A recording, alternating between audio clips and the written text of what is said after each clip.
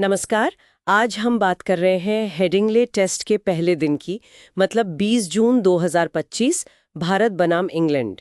नमस्कार। हाँ, दिन काफी दिलचस्प रहा। हमारे पास स्कोर कार्ड है और कुछ विश्लेषण भी।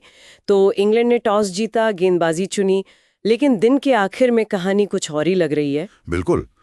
हेडिंग्ले की पिच पे अक्सर सुबह मदद मिलती है, शायद यही सोच थी। पर आज पिच थोड़ी सपाट सी लगी और भारत ने इसका पूरा फायदा उठाया। हाँ, फायदा तो उठाया। दिन खत्म हुआ तो स्कोर था 85 ओवर में 359 रन, 3 विकेट पर। जी, 359 पे 3। ये एक बहुत ही मजबूत स्थिति है पहले दिन के हिसाब से। तो इस बड़े स्कोर में हीरो कौन रहे? मतलब विश्लेषण किन खिलाड़ियों की बात कर रहे हैं?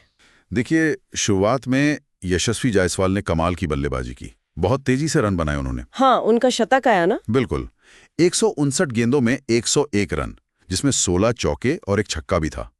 एकदम आक्रामक शुरुआत दी उन्होंने। शानदार। और उनके जाने के बाद कप्तान शुभमन गिल का ये पहला मैच है कप्तानी में। और उन्होंने भी शतक जड़ दिया। हाँ, ये तो दिन की सबसे बड़ी कहानी है। शुभमन गिल कप्तानी का कोई दबाव नहीं दिखा। 175 गेंदों पर 127 रन बनाकर नाबाद है। नाबाद 127। हाँ, 16 चौके, एक छक्का। और कुछ लोग तो कह रहे हैं कि जिस तरह वो खेलें, मतलब वो कोहली के शुरुआती दिनों की याद दिलाता है कि दबाव में ऐसे खेलना जैसे जैसे किस्मत में लिखा हो। ये तुलना तो बड़ी बात है। और साथ देने के लिए पंत भी हैं क्रीज पर। हाँ, ऋषभ पंत, वो भी अपने अंदाज में खेल रहे हैं। 102 गेंदों पर 65 रन, वो भी नाबाद।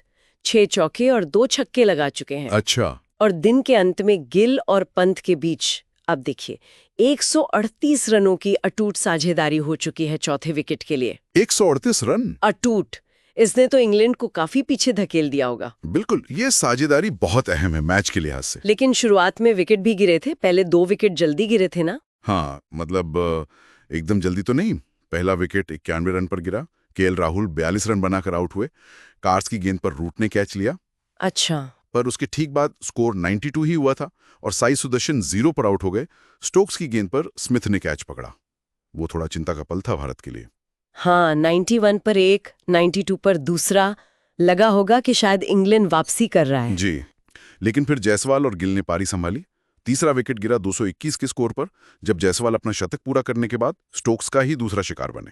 अच्छा, स्टोक्स ने 2 विकेट लिए। हाँ, और उसके बाद से गिल और पंत ने कोई विकेट नहीं गिरने दिया। तो इंग्लैंड की गेंदबाजी पर अगर नजर डालें, स्टोक्स के 2 विकेट हो गए, बाकियों का क्या हाल रहा? देखिए, स्टोक्स सबसे सफल रहे। 43 रन देकर 2 विकेट। ब्राइडन कार्स को 1 विकेट मिला राहुल का, लेकिन उन्हें 70 रन दिए। और क्रिस वोक्स वो काफी महंगे साबित हुए। 19 ओवर में 89 रन दे दिए, कोई विकेट नहीं मिला। सपाट पिच पर थोड़ी मुश्किल हुई इंग्लैंड के गेंदबाजों को। तो साफ है कि इंग्लैंड का पहले गेंदबाजी का फैसला कम से कम पहले दिन तो सही साबित नहीं हुआ। हाँ, बिल्कुल वैसा ही लग रहा है। भारत 359 पर 3 बहुत ही कमांडिंग पोजीशन में है। तो अब कल का दिन भारत की क्या रणनीति होगी और इंग्लैंड की? देखिए, भारत तो चाहेगा कि इस स्कोर को और बड़ा किया जाए। गिल और पंत सेट हैं, शायद 500 550 तक पहुंचने की सोचें। इंग्लैंड के लिए वापसी का एक ही रास्ता है, दूसरे दिन सुबह जल्दी विकेट लेना। हाँ, पहले घंटे में विकेट जरूरी होंगे इंग्लैंड के लिए। बिल्कुल। अगर ये साझेदारी और लंबी चली तो मैच शायद इंग्लैंड की पकड़ से बहुत दूर निकल जाएगा। और आखिर में एक सवाल मन में आता है। शुभमन गिल कप्तानी का पहला मैच, इतना शानदार शतक, उनकी तुलनाएं भी हो रही हैं। ये भारतीय क्रिकेट के भविष्य के लिए, खासकर लीडरशिप और मिडिल ऑर्डर के लिहाज से क्या संकेत दे रहा है? इस पर सोचना वाकई दिलचस्प है।